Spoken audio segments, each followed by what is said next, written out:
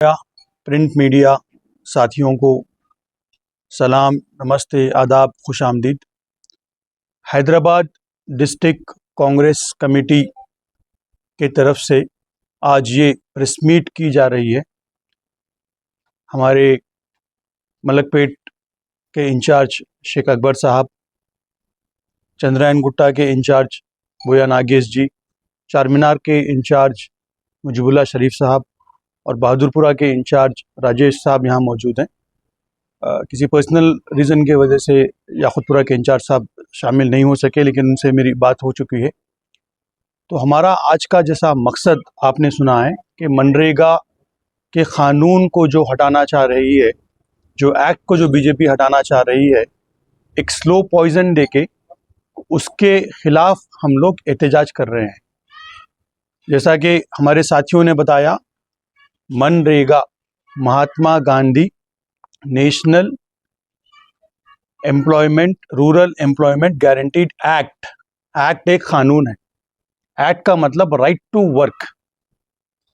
जो गांव में लोग रहते हैं, रूरल एरियाज में लोग रहते हैं, उनको जब किसान के काम रहते हैं, खेती बाड़ी के काम रहता है, तभी काम मिलता है।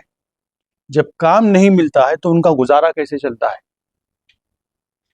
तो मान लीजिए कि साल के 100 दिन गांव में काम रहता है खेती बाड़ी का, बाकी के जो 265 डेज है उनके पास काम नहीं है। तो हिंदुस्तान में ऐसे कितने घर हैं जहां पे सुबह में काम करेंगे तो ही चूल्हा जलता है।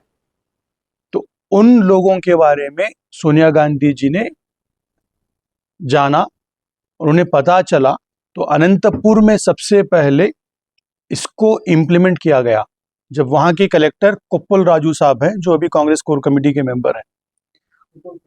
तो उन लोगों को ये था कि हम लोग इन लोगों को क्या दे सकते हैं ताकि ये भूखे ना रहें। एक साल के 265 डेज इनके घर में चूल्हा अगर जलना है तो हम लोग इन्हें क्या दे सकते हैं? तो इन्हें वहीं पे काम देना चाहिए और एक फिक्स्ड अमाउंट उनको देना चाहिए ताकि वो उन पैसों से उनका जो है खर्चा निकल सके। तो ये एक स्ट्रैटेजी से, ये एक एक्ट से मनमोहन सिंह जी ने हिंदुस्तान के बड़े बड़े और इंटरनेशनल रूरल डेवलपमेंट पे जो काम किए हैं, इकोनॉमिस्ट से बात करके ये स्कीम को लागू किया गया। और 20 साल से ये जो स्कीम है हिंदुस्तान की एक अहम रूरल डेवलपमेंट के लिए एक अहम स्कीम बन के चल रही है। अगर ये स्कीम ना होती तो क्या होता?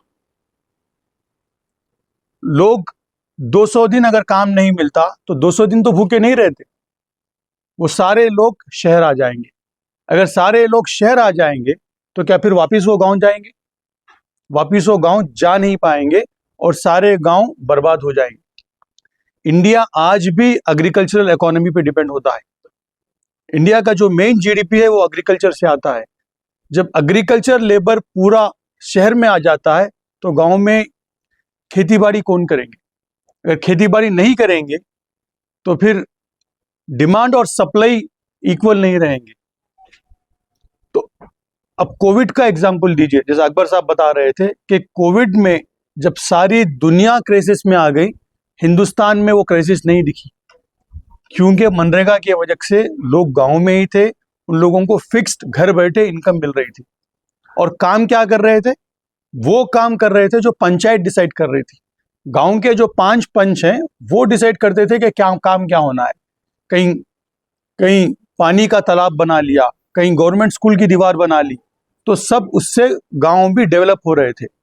अब बीजेपी ने इसको सारा चेंज कर दिया और ये राइट टू एक्ट जो है सारे हिंदुस्तान में लागू था, हर रूरल एरिया में हर आदमी के लिए था। अब वो बीजेपी कह रही है कि वो डिसाइड करेंगे कि कहाँ लागू करना है। वहीं लागू करेंगे जहां वो लागू करना चाहते हैं, या उनके स्टेट में लागू करेंगे।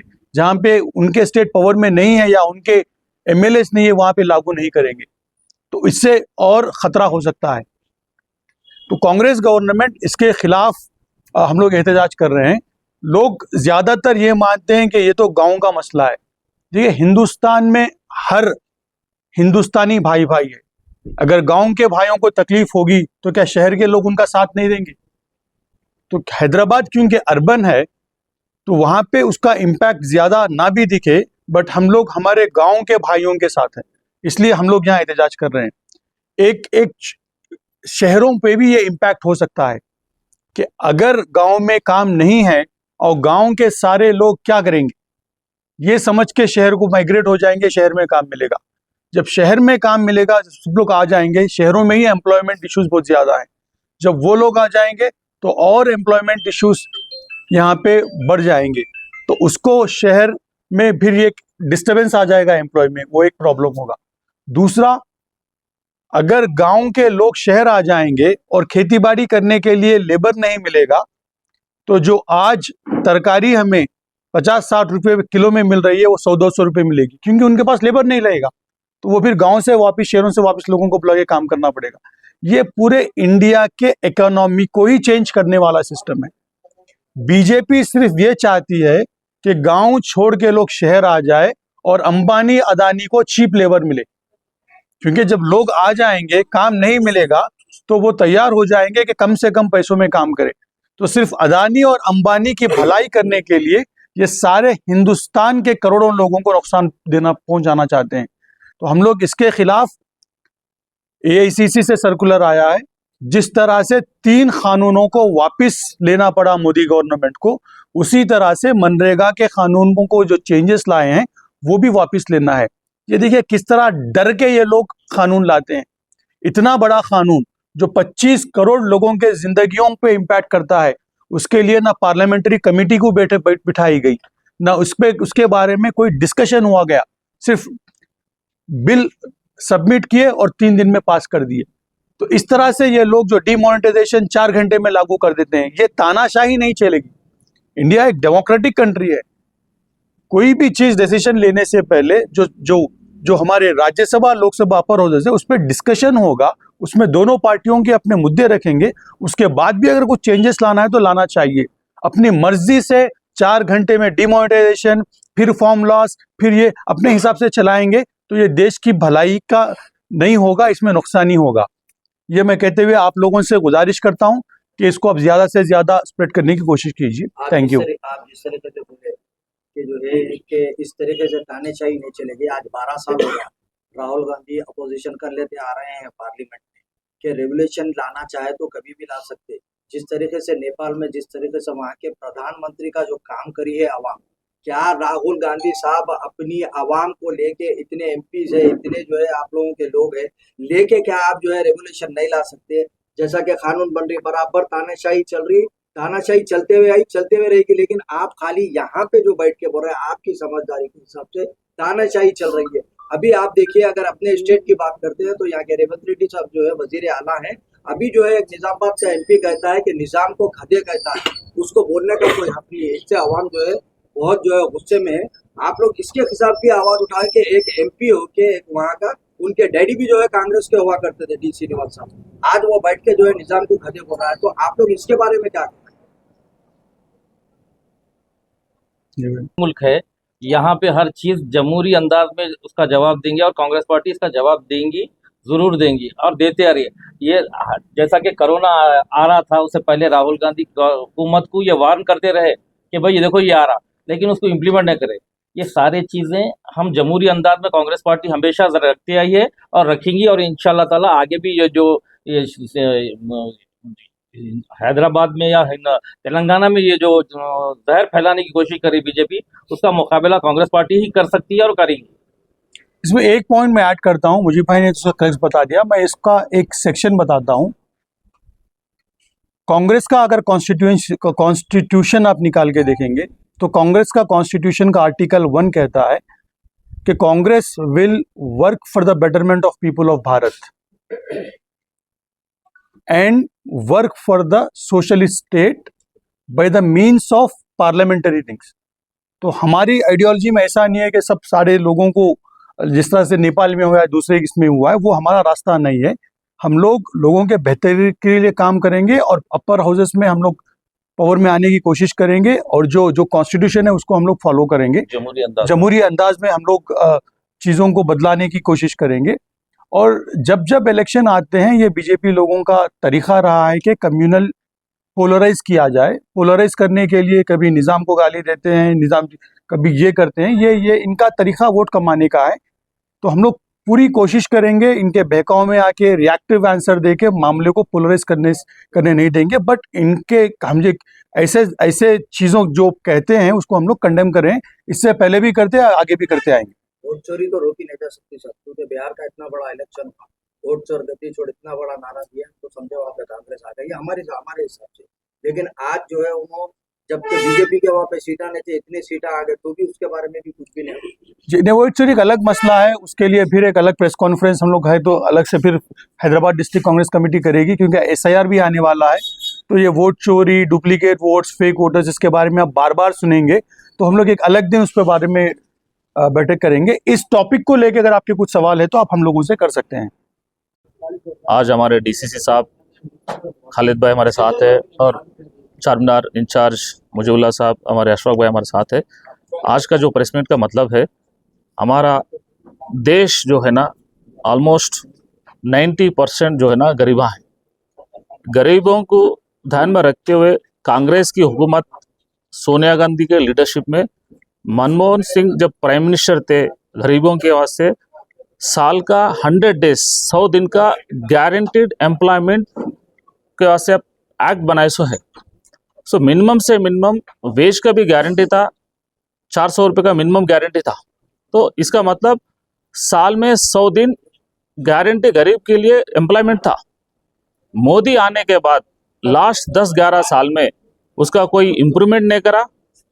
जो मंथली और फॉर एग्जांपल कांग्रेस गवर्नमेंट की तरफ से 100 दिन का गारंटी स्कीम था, गारंटी एम्प्लॉयमेंट था, उसमें कोई बढ़ाव नहीं करे, उसके साथ में उसका इम्प्रूवमेंट नहीं करे, मतलब 400 की जगह 500 भी नहीं करे, कुछ भी नहीं करे। लेकिन जो गारंटी वर्ड है उसको 100% हटा दिए। अभी जो स्कीम लाए गए गरीबों के वास्ते 125 डेज का, उसमें कोई गारंटी नहीं है। जो आवाम के लिए गारंटी था वो गारंटी खत्म हो गया। तो एम्प्लॉयमेंट तो देश भर में जो अनएम्प्लॉयड बढ़ते जा रहे हैं, जो कांग्रेस पार्टी की तरफ से जो लाया गया है वो गरीबों के वास्ते लाया गया है 100 डेज का, वो भी खत्म हो गया।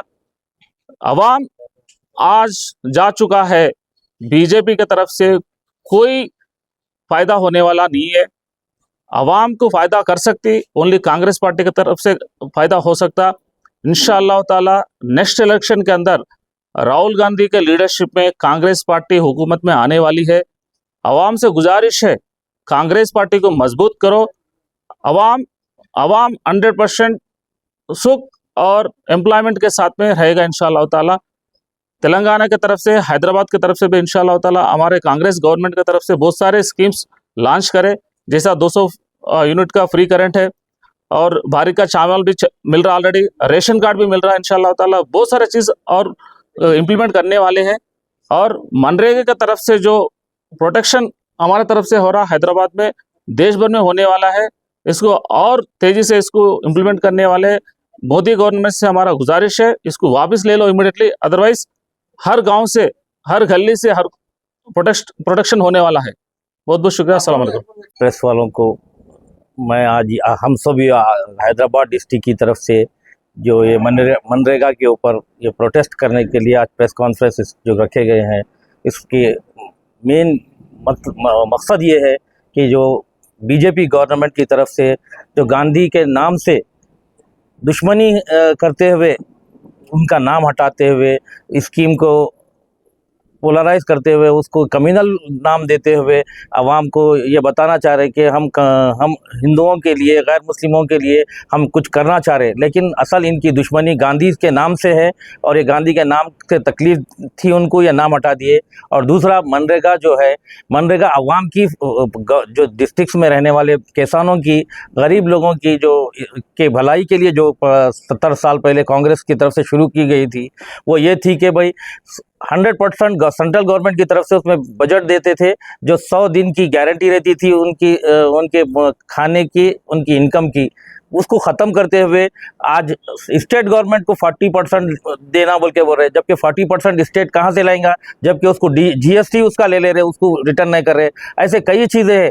ये स्कीम को ख़त्म करने की खातिर डैमेज करके ख़त्म करने की खातिर ये स्कीम लाए और इससे सारे गरीब लोगों का नुकसान होगा और इसके लिए हम फाइट कर रहे हैं और हम एहतजाज करेंगे और हमारे AICC की तरफ से जो इंस्ट्रक्शन आएंगे वो हम प्रोटेस्ट करने के लिए वो बराबर फॉलो करते हुए हैदराबाद डिस्ट्रिक्ट की तरफ से हमारे खालिद सैफुल्लाह साहब की निगरानी में हमारे तमाम इंचार्जेस अकबर साहब और नागेश साहब और हमारे राजेश साहब के तमाम सब मिलके हम ये स्कीम के अगेंस्ट में जो सेंट्रल गवर्नमेंट की तरफ से लाया गया उसको प्रोटेस्ट करते हुए हम इसको प्रोटेस्ट को आगे ले जाएंगे। जब तक कि ये कामयाब नहीं हुआ हमारा प्रोटेस्ट हम जारी रखेंगे। खुदा हाफिज़, शुक्रिया।